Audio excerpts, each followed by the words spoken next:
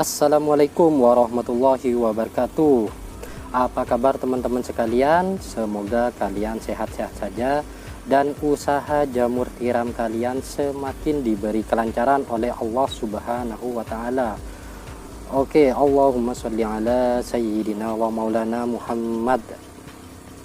Baik teman-teman, di video kali ini kita akan belajar cara mencampur media backlog yang baiklah, ya kan, menurut tempat saya gitu.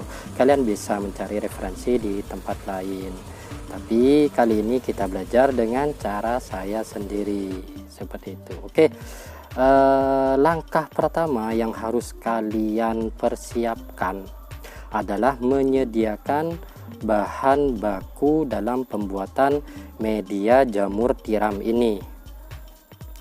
Nah, ada beberapa macam ya. Yang pertama tentu saja adalah serbuk kayu. Nah, di tempat kita serbuk kayu yang saya pakai itu adalah full 100% dari kayu sengon.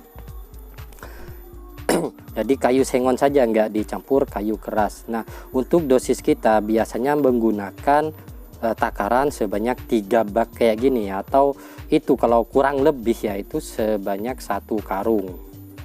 Nah, yang kedua adalah katul padi. Nah, katul padi ini jumlahnya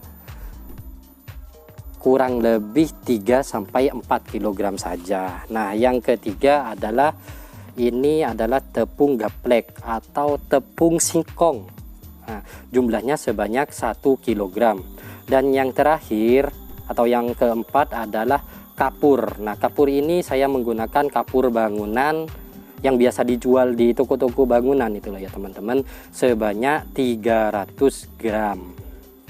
Jadi seperti itu saja ya. Ada 4 bahan pokoknya. Yang pertama serbuk kayu sebanyak 3 timba atau 3 bak tadi ya. Nah, terus yang kedua adalah katul padi sebanyak 3 kg, terus tepung gaplek atau tepung singkong sebanyak 1 kg, dan kapur sebanyak 300 gram, dan tentu saja adalah air.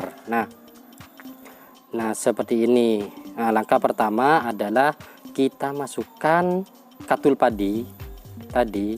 Ingat ya, dosis di tempat kita itu sebanyak 3-4 kg saja. Lalu tepung singkong atau tepung gaplek kalau di tempat kita sebanyak 1 kg, dan kapur sebanyak 300 gram. Nah, maaf ya, 300 gram saja. Nah, setelah itu langkah selanjutnya adalah masukkan dulu ke mesin pencampur ini atau mixer sebanyak 3 bak kayak gitu serbuk kayunya. Lalu masukkan nutrisi tambahannya yang sudah disebutkan tadi di atas. Nah, baru setelah itu kita tambahkan air secukupnya. Nah, sekedar informasi saja ya, kita mencampur menggunakan mesin mixer kayak gini. Nah, kapasitasnya ini cuma kecil saja ya teman-teman, cuma bisa sekitar 1 sak lah atau 3 bak tadi.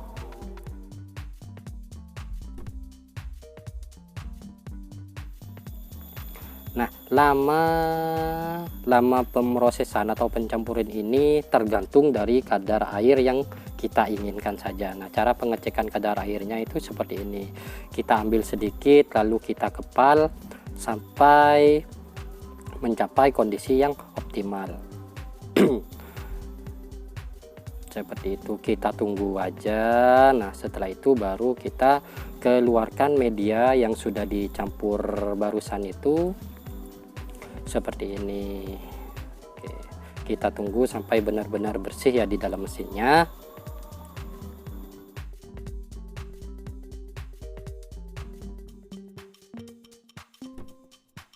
Sekedar informasi saja ya untuk kalian, di tempat saya, hal pertama dalam investasi mesin terutama ya, saya membeli mesin mixer ini atau mesin pencampur ini karena menurut saya ini adalah hal yang sangat dibutuhkan oleh petani jamur, apalagi pemula seperti kita ya. Ini sungguh-sungguh sangat bermanfaat. Jadi kalau kalian juga punya dana lebih, monggo silakan investasikan dahulu di mesin pencampur kayak gini, karena ini manfaatnya jauh-jauh lebih besar daripada mesin-mesin yang lainnya. Nah, setelah dikeluarkan semua, baru kita tumpuk atau kita taruh di pojokan, di pojok-pojokan tempat kita, di ruangan tempat mencampur kita ya. Nah, seperti ini. Nah, sambil lalu di mesin tadi itu kan juga masih jalan gitu kan, masih nyampur terus, nyampur kayak gitu.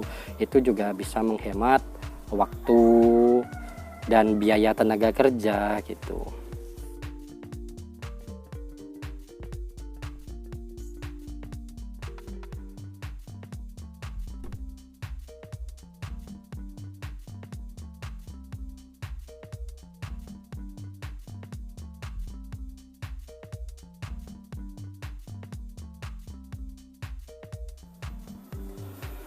Nah, kenapa kok di tempat saya, terutama ya khususnya di tempat saya kok menginvestasikan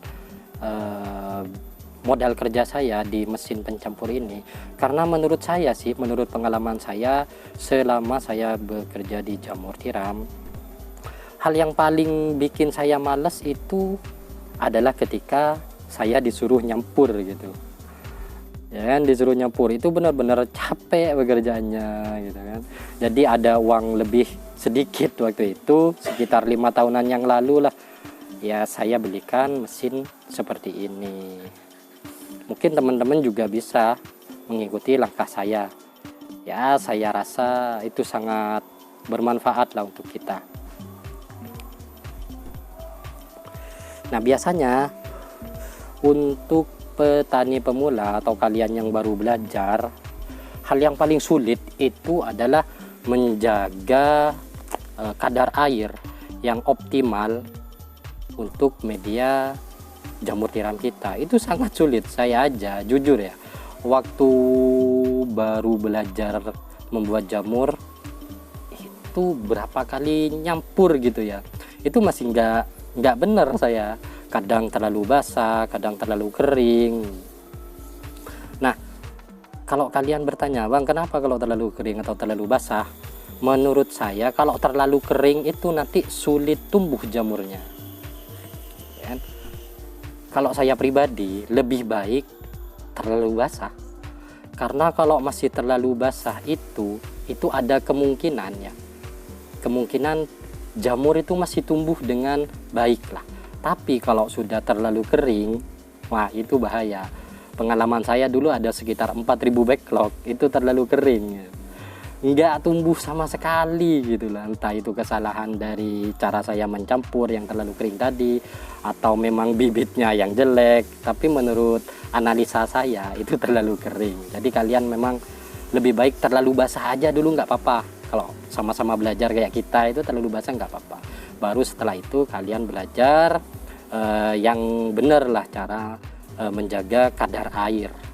Nah, cara yang paling gampang itu kayak gini loh teman-teman. Kalian ambil sedikit, lalu kalian kepal, ya kan, media kalian itu dikepal kayak gini. Kalau memang dia waktu dikepal masih apa istilahnya, berbentuk bongkahan, nah bongkahan gitu, nggak hancur, nggak langsung hancur, itu tandanya cukup. Nah kayak gini. Terus kalau di telapak tangan kita itu nggak ada sisa air, nggak menetes, berarti itu sudah cukup ya kan. Jadi ada caranya kayak gitu ya, dikepal dulu. Terus kalau memang menetes air dari telapak tangan kita itu berarti terlalu basah. Nah kalau dikepal itu hancur, nggak berbentuk gumpalan, berarti itu terlalu kering ya kan, bisa ditambahi lagi lah kadar airnya. Nah oke, setelah semua media sudah dicampur semua, serbuk kayu sudah habis, baru kita atau saya tutup kayak gini. Nah ini difermentasi ya teman-teman. Langkah ini menurut saya sangat penting. Kalau di tempat saya pribadi ya, itu saya selalu memfermentasi media yang sudah kita campur minimal 1 kali 24 jam lah. Nah jadi ini besok baru saya bikin backlog. Memang banyak di tempat-tempat lain itu enggak di fermentasi itu banyak, tapi alangkah baiknya memang kalau di fermentasi itu ya. Usahakan memang semua media itu tertutup dengan tapak. Nah memang banyak sih di petani-petani lain itu yang tanpa fermentasi dan juga berhasil, itu juga banyak, itu tergantung kalian. Tapi menurut saya sih ya, selain kita habis nyampur itu capek banget kan, kalau pas langsung disuruh ngelok itu kan males gitu ya. Jadi nggak apa-apa, kita fermentasi dulu baru besoknya kita masukkan ke dalam backlog gitu ya. Jadi sampai kayak gini dulu ya teman-teman ya.